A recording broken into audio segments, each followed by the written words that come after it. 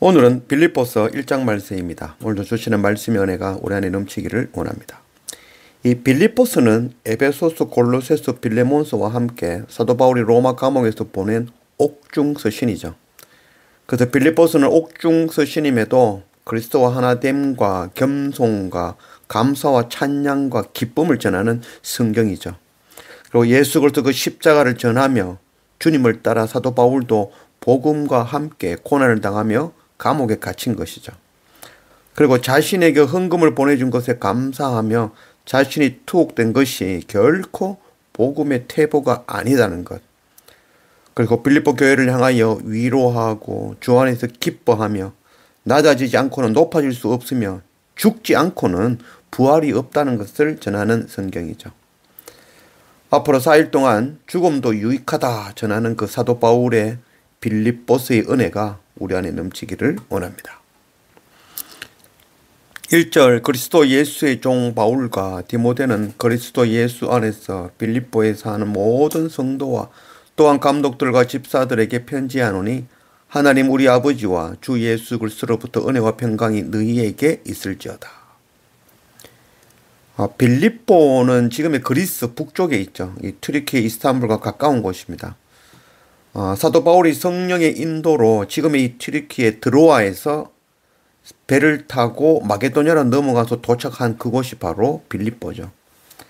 이 빌립보 시내가에서 옷감 물들이던 그 루디아를 만나서 그에게 복음 전하고 그 가족이 복음을 들으면서 개척된 교회, 그것이 바로 빌립보 교회인 것입니다.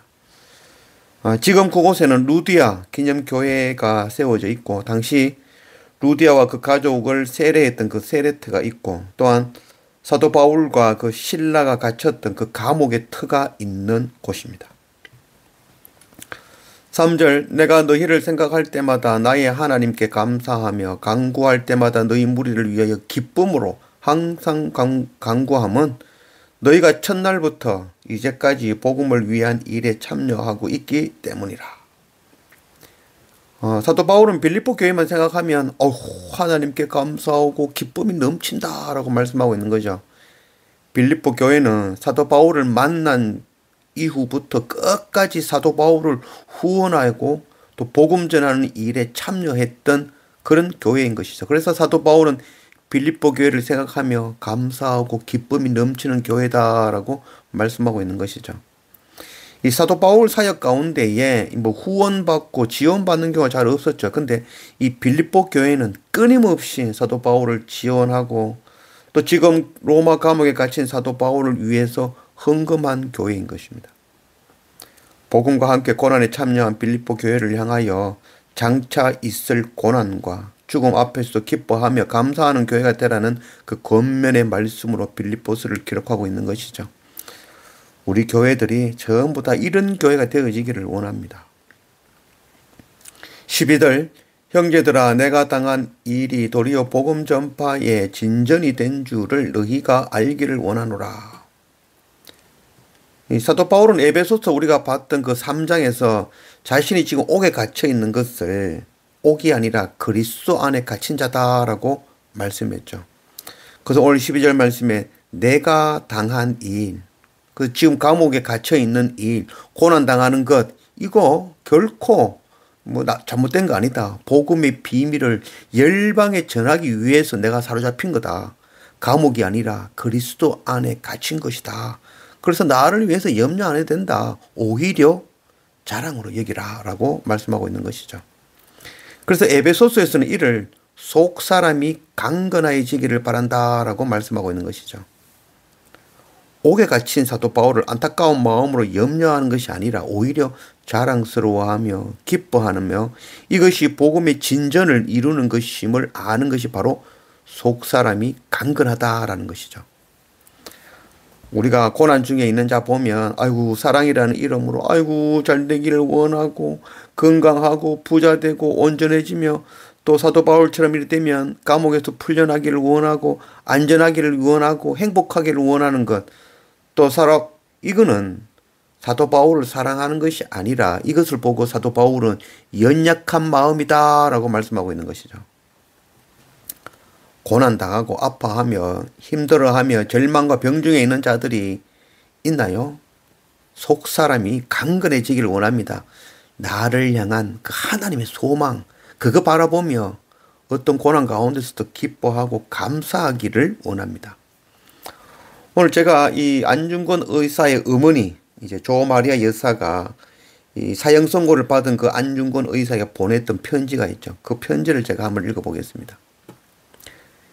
네가 만약 늙은 어미보다 먼저 죽는 것을 불효라 생각한다면 이 어미는 웃음거리가 될 것이다. 너의 죽음은 너 한 사람의 것이 아니라 조선인 전체의 공분을 짊어지는 것이다. 네가 항소를 한다면 그것은 일제의 목숨을 구걸하는 짓이다. 네가 나라를 위해 이에 이른 적 땀만 먹지 말고 죽어라. 옳은 일을 하고 받은 형님이 비겁하게 삶을 구하지 말고 대의에 죽는 것이 어미에 대한 효도이다. 아마도 이 편지는 이 어미가 너에게 쓰는 마지막 편지가 될 것이다. 여기에 너의 수의를 지어 보내니 이것을 입고 가거라. 어미는 현세에서 너와 재회하기를 기대치 않으니 다음 세상에는 반드시 선량한 천부의 아들이 되어 이 세상에 나오거라. 참 대단한 편지죠. 우리가 정말 속사람이 강건한 그런 우리가 되어지기를 원합니다.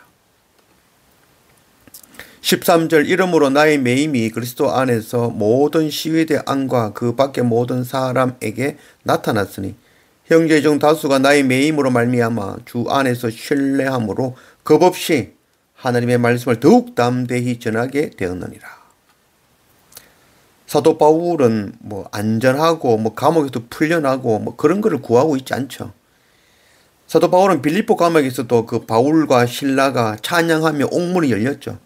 그때도 피하지 않고 오히려 감옥에 남아서 감옥을 지키는 그 간수에게 복음 전하였던 것이죠. 사도 바울은 자신을 옥에 갇힌 자라 하지 않죠. 나는 그리스도 안에 갇힌 자다라고 고백하는 것이죠. 로마 감옥은 사도 바울을 가둔 곳이 아니라 사도 바울은 감옥을 통하여 복음을 전하고 있는 것이죠. 우리를 가둘 수 있는 것은 오직 그리스도 복음 외에는 없습니다. 20절 나의 간절한 기대와 소망을 따라 아무 일이든지 부끄러워하지 아니하고 지금도 전과 같이 온전히 담대하여 살든지 죽든지 내 몸에서 그리스도가 존귀하게 되게 하려 하나니 이는 내가 사는 것이 그리스도니 죽는 것도 유익함이라. 많은 사람들이 많은 교회들이 사도 바울이 옥에 갇혔다는 소식을 들으면서 오직 복음 전하기 위하여 사도 바울의 그 열정 그거 깨닫고 많은 교회들이 더욱더 복음 전하는 일에 열심을 낸 것이죠. 사나 죽으나 병드나 감옥에 갇히나 그것이 복음 전하는 것이며 유익하다라고 말씀하고 있는 것이죠. 모든 일이 형통하고 잘 될 줄 알고 평안하며 자녀가 잘 되고 건강하고 부자가 되고 그렇게 될 줄 믿는 믿음은 아직도 연약한 어린아이의 믿음인 것이죠. 그러나 그렇게 하지 아니하실지라도 이 믿음이 정말 장성한 자의 믿음이라 하겠습니다. 사나 죽으나 하나님의 은혜입니다. 이런 장성한 믿음의 은혜가 우리 안에 넘치기를 원합니다.